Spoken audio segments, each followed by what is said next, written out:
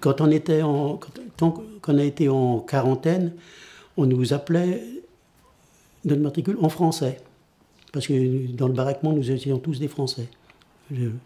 Alors, ils nous appelaient en français. Et du jour où la quarantaine était finie, que bon pour le travail, du jour au lendemain, on nous appelait en allemand, le matricule. C'était impossible. Mais non, personne. Alors il y avait ce fameux chevalet là, qui était tout le matin alors, devant le baraquement. Et puis, pour apprendre, on nous disait une fois le matricule en allemand. Et si on ne savait pas, alors il fallait aller sur ce chevalet-là. Et puis c'était quand on nous appelait.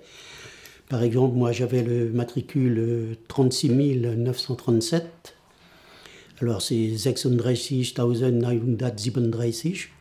Mais bon, alors 36 000. Alors, tant que je ne répétais pas 36 000, c'était un coup de... Et ainsi de suite, jusque d'ici qu'on sache notre matricule en allemand. Oui, dans ces cas-là, on apprend vite. Ou alors on n'apprend pas et on va... C'est fini, quoi. Et oui.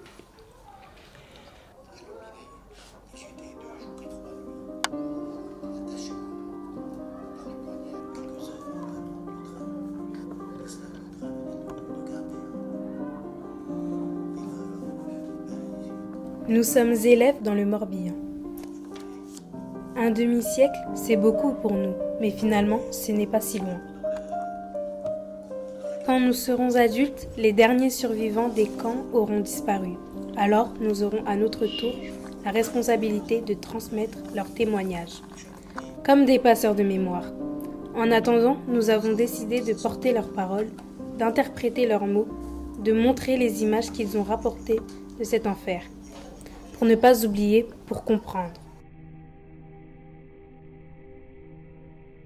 Profitant d'une grave crise économique et politique, Hitler est nommé chancelier d'Allemagne le 30 janvier 1933.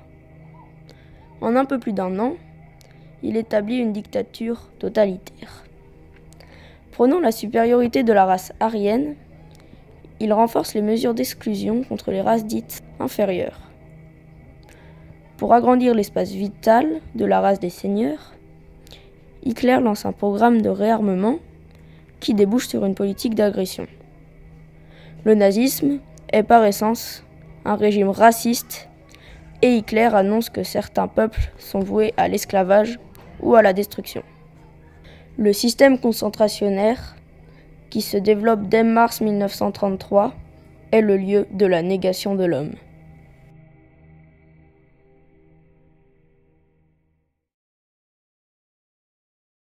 J'étais trop jeune, et je n'ai pas compris pourquoi nous étions condamnés à mort. De quoi étions-nous coupables? Je n'ai pas compris la métamorphose des gens, les uns transformés en bourreaux, d'autres en victimes. Comment cela a-t-il été possible? Comment sommes-nous devenus des oubliés de l'humanité? Comment se fait-il que personne ne s'intéressait à nous en dehors de nos tortionnaires? Nous ramassions des morceaux de journaux trouvés par hasard, et en cachette, nous en dévorions les mots à la recherche d'un message pour nous. Comment se fait-il que nous n'ayons jamais rien reçu? On a volé des milliers de vies sous mes yeux, et je marchais sans voir d'autre issue. Nos larmes, dans un ciel sourd et muet, devenaient des nuages gris, lourds de colère et de peur. Comment cela a-t-il été possible? Il existait aussi ceux qui avaient l'espoir dans leur regard. Ces regards m'ont aidé à tenir debout. Aujourd'hui, je vis, je réfléchis, et difficilement j'écris, parce que plus je réfléchis, moins il m'est facile de répondre à toutes ces interrogations.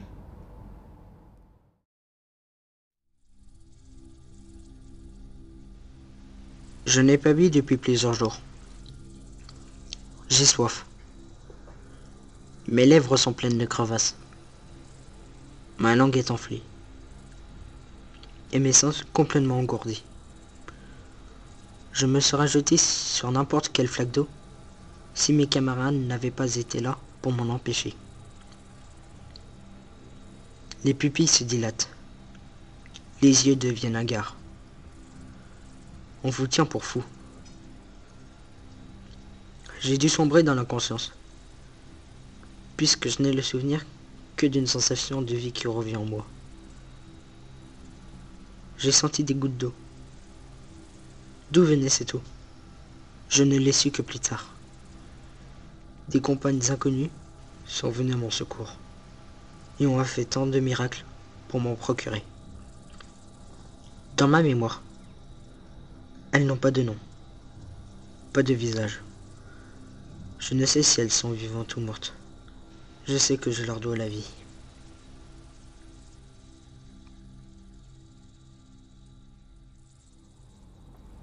La valeur d'une petite savonnette de pain noir dans le creux de la main, c'est un peu de vie que je fixe d'un regard dévorant. Miette par miette, je le mange, je le fais durer. Je ferme les yeux comme un nouveau-né pour le savourer, pour m'en imprégner. Si je ne suis pas vigilante, on peut me le prendre, s'emparer de ma vie, comme ça, sans crier gare, chacun pour soi. Et pour survivre, je dois être prête à jeûner de longs jours. Il faut savoir ouvrir l'œil pour apercevoir une épluchure échappée des poubelles. Comme on cueille une goutte de rosée blottie au creux d'un coquillage. La faim me donne des étourdissements. Je vois des mirages et des étoiles me brouillent les yeux. Je tends toute mon énergie pour chasser des visions de plats, de cuisine, de repas et me calmer l'imagination. Chaque jour est une bataille à gagner contre cet ennemi.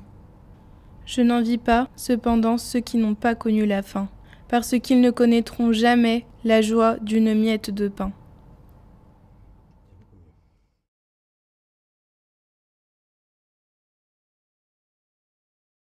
J'avais soif depuis des jours et des jours. Soif à en perdre la raison.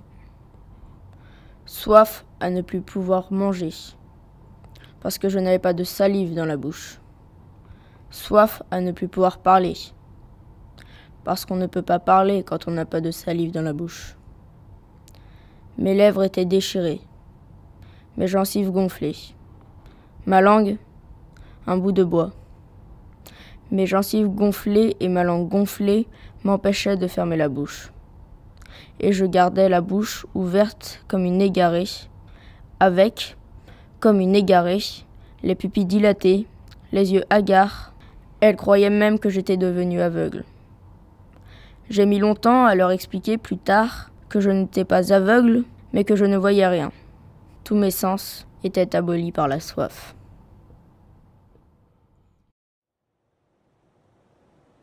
Mes pieds ont le poids d'une vie. Je les ai tant de fois suppliés de ne pas me lâcher. Ils ont traversé 4 saisons d'un ciel gris, oublié. Nos corps marchent en dehors de nous, et des milliers de pieds s'efforcent d'avancer contre toute raison. Il vaut mieux ne pas savoir pourquoi, ni vers quel destin ils nous traînent. Nous sommes déjà sûrs que s'ils refusent de marcher, d'autres pieds, chaussés de bottes rutilantes, sont prêts à nous achever.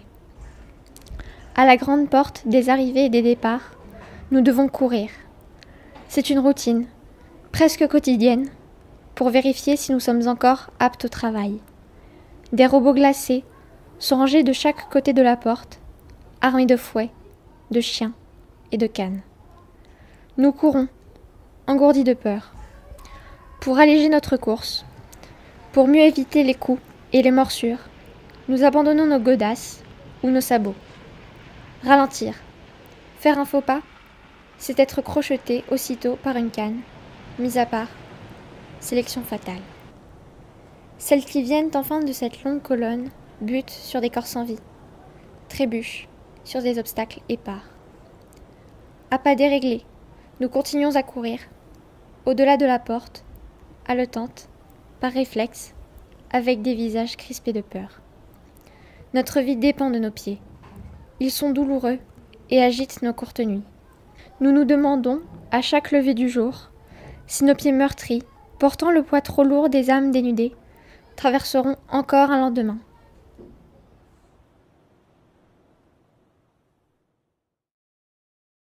Vous qui vivez en toute quiétude, bien au chaud dans vos maisons, vous qui trouvez le soir en rentrant la table mise et des visages amis.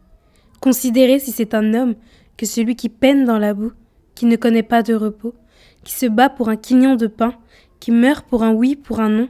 Considérez si c'est une femme que celle qui a perdu son nom et ses cheveux, et jusqu'à la force de se souvenir, les yeux vides et le sang froid comme une grenouille en hiver. N'oubliez pas que cela fut, non, ne l'oubliez pas. Gravez ces mots dans votre cœur. Pensez-y chez vous, dans la rue, en vous couchant, en vous levant. Répétez-les à vos enfants.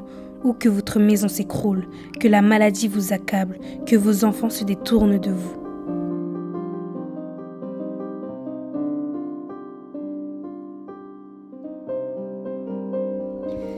Les nazis ont essayé, par tous les moyens, de réduire les prisonniers des camps de concentration au rang d'objets, de moins que rien. Ces actes de cruauté inimaginables datent pourtant de moins d'un siècle. Nous avons vu ces camps, nous avons rencontré un témoin survivant. D'autres rescapés, inlassablement, font part de leur expérience. Aujourd'hui encore, des hommes et des femmes sont privés de leur liberté, niés dans leur humanité. L'actualité nous rappelle que l'être humain est capable du meilleur comme du pire. La solidarité, la fraternité des déportés qui ont résisté à l'entreprise de négation de l'homme sont exemplaires. Nous avons aussi appris que la liberté est une valeur fondamentale, mais de plus en plus fragile. Nous devons nous battre pour conserver cette liberté, si dure à obtenir, et pour que la dignité de l'homme soit partout respectée. Qui n'est pas libre n'est pas homme.